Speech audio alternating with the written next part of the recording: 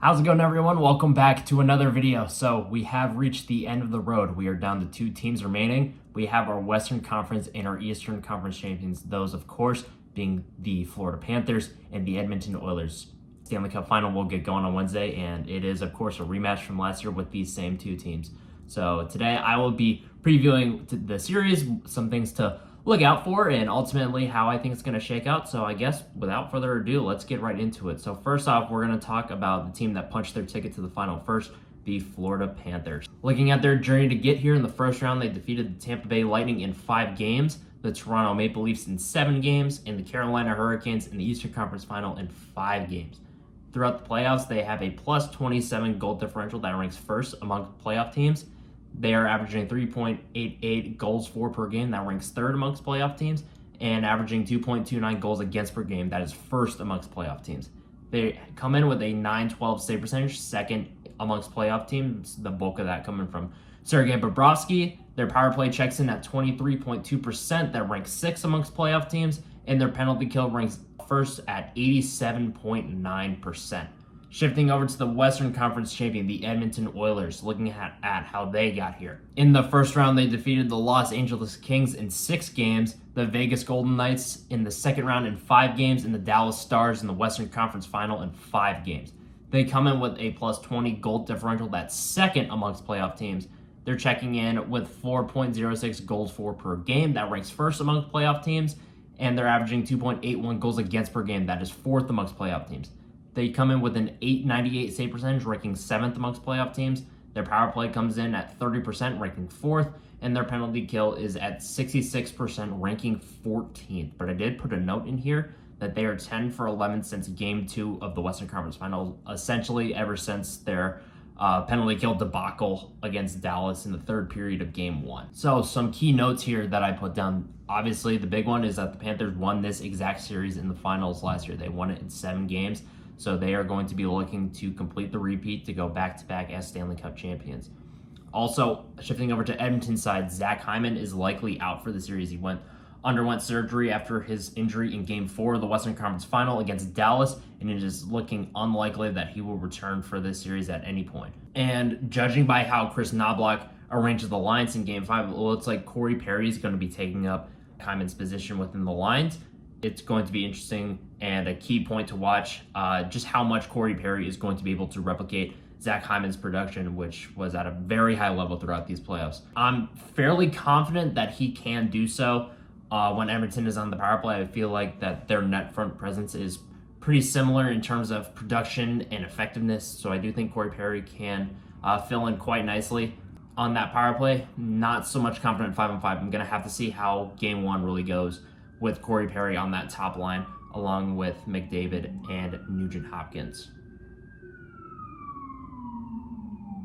Perks of living in the city. All right, we can continue on. Another thing is that Ekholm should be back at full strength by the time this series gets going. By the time puck drops for Game 1 on Wednesday, Mattias Ekholm is going to be coming off a 6 days rest after Game 5, which was his first game back in a couple months.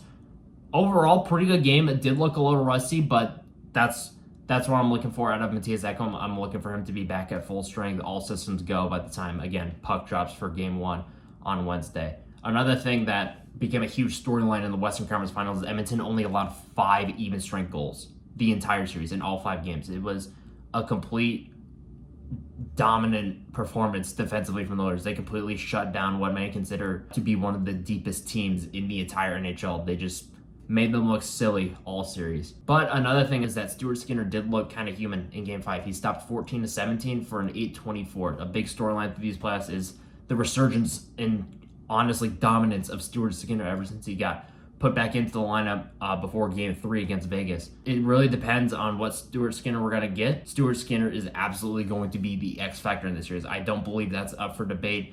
If we see the Stuart Skinner that we've seen for the bulk of these playoffs ever since he got put back in, I think we're in for a very even, very 50-50 series. If we get the Stuart Skinner of the first 2 games against LA, this might be a quick series. So all signs point towards getting the dominant, the good Stuart Skinner, but it's not a sure thing by any means. And then we've been talking about the Oilers a lot, so we'll shift back over to the Panthers.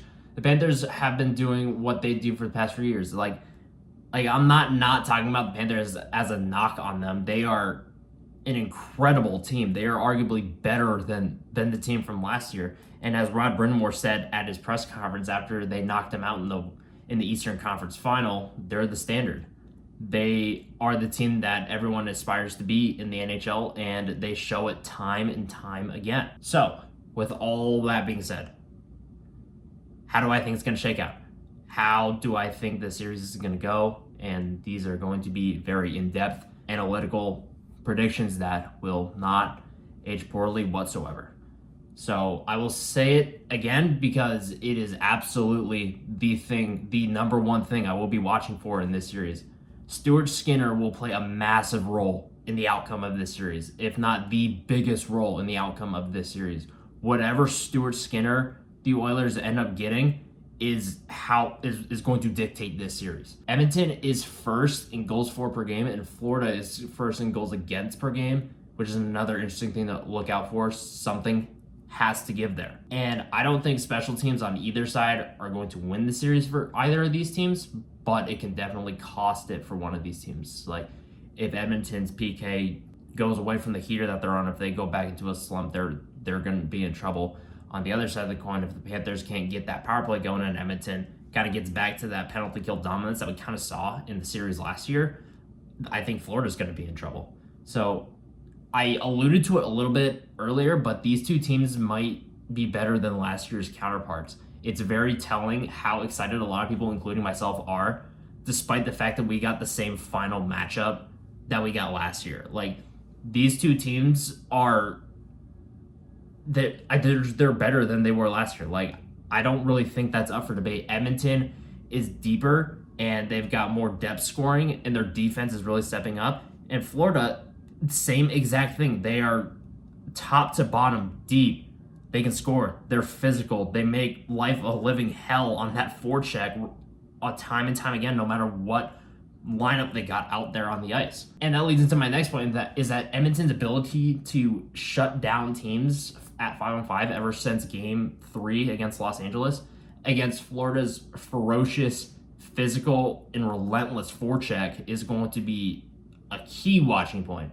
And it's another thing that, again, I think could win or lose games for either of these teams. These two teams are deep. They have 4 lines and 3 pairings that night in and night out can do anything and everything that is asked of them.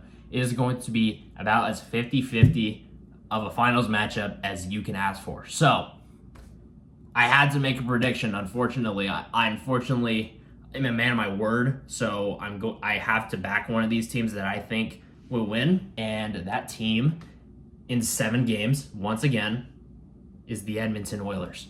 What it boils down to for me is if Skinner can play like he has been playing, combined with the Oilers' offensive output and star power, they can win the one game that they were away from, that one game that slipped away from the ultimate comeback that they came up a little bit short in. With everything going for them in these playoffs, I think they can win that one game that they couldn't get done last year. Chris Knoblauch has shown that he is one of the best adjusting coaches in the game ever since he took over some 18 months ago. It's how they're able to win 4 in a row against Dallas after, again, that PK debacle in the third period. It shows how they neutralized that Dallas forecheck, which is one of the better ones in the league, and then their 5-on-5 offense ultimately crumbled after they shut that down.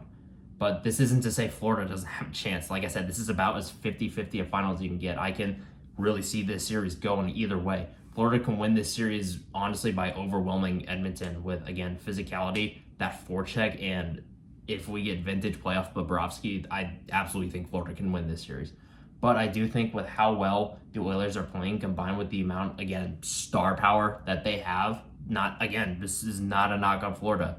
It's just Edmonton has more. They have 2 bare minimum top 5 players in their top 6, and they have one of the fastest emerging best defensemen in the league as well. So I think with the star power, again, combined with how well they've been playing at 5-on-5 and how well, honestly, that PK has been as of late, and with the power play catching a heater as well, I do think everything is aligning for an Oilers Stanley Cup. But that's my analysis. That's how I think it's going to shake out.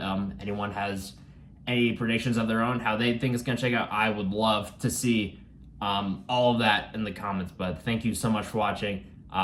Very excited to get this series going on Wednesday, and I will see you in the next video.